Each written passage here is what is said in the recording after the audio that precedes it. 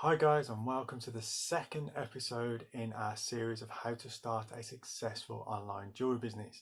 Now in this video we're going to be looking at how you choose a niche. Now you need to choose a niche because it makes your business easier to run, and there are a few reasons for this. The first is trying to be everything to everyone is just going to basically end you in a world of hurt, because you're trying to compete with big online jewelry retailers, high street jewelers, and then you're also competing against people who are already in specific niches.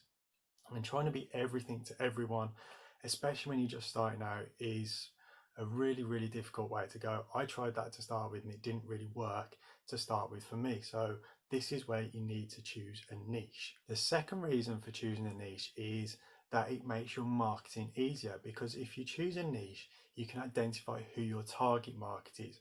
And once you identify who your target market is, it's easier to tailor your marketing campaign and your marketing strategy around this target niche, rather than if you're just trying to be a jeweler to everyone, you're trying to target everyone.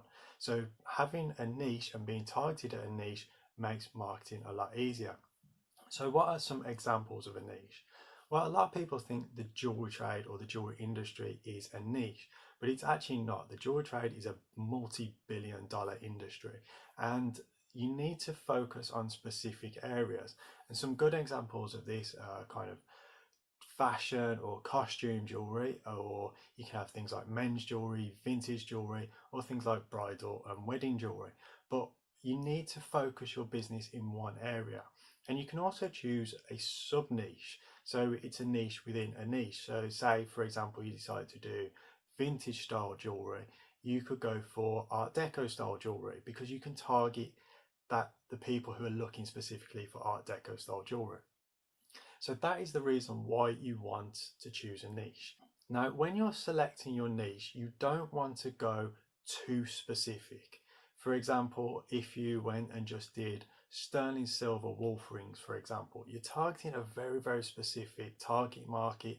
And even though you might be able to reach this market, the expansion possibilities of this market are very slim, because there's only so many people who want sterling silver wolf rings, for example. So instead of doing just the one, it would be better to go for sterling silver animal rings or animal jewelry, because even though you're still targeting a niche of people who are looking for animal inspired jewelry, there's still large possibilities within that, and it's a big audience. So that's kind of what you want to do when you're looking for a niche. And the possibilities for expansion for that are, even though you're doing animals, say wolves, zebras, frogs, for example, you could expand that into things like mythical creatures and things like that. There's possibilities for expansion, and that's what you want to be doing. So how do you choose a niche? Well, you need to take a look at yourself. Is there anything you've worked with in the past? Have you worked for a jeweler's before, and say you worked with engagement rings or something like that? So you understand that market, you understand what people are looking for, and it's easier to step into something if you understand that market, and especially if you've worked with it. But if you haven't worked with anything before, is there anything you're really passionate about? A friend of mine, she's really into like chakras and healing crystals and things like that, and she's tailored her jewelry around that, and she's passionate about it. She understands the subject, so she's incorporated that into her jewelry, and that means that it's easier to target her audience because she knows about it, she understands it, she can talk to people about it. And that's what you want to do for your industry as well, your niche. And one big tip I would give is don't go for a niche just for financial reward or financial gain, because unless you are passionate about it, you might struggle to build your business within that niche.